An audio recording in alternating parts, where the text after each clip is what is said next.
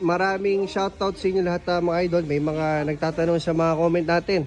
So, ilan oras daw nilalaga itong ipagmaalat o gano'n siya katagal na nilalaga. So, pagka ganito karami, mga 1K above o kaya kahit mga 600 pieces pataas, talagang matagal lagayin yan mga idol. Lalo na ito, 8,000 nilalaga namin yan ng higit 6 na oras. O 6 na oras siyang pinakukuluan. Ganun po mga idol. Tapos pagka kumulo na siya, medyo mild na lang yung apoy, tamang kumukulo na lang siya. So hintayin na lang ng 6 na oras, then luto na siya.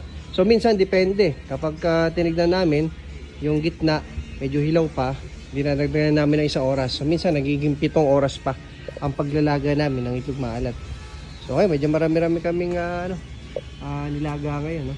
Ayun, nagkukulay kami. Yung kulay natin, no? Ay, ang ganda, oh. Pink na pink. Ayun, yun lang po. At ano na oras po, pakukulan mga idol.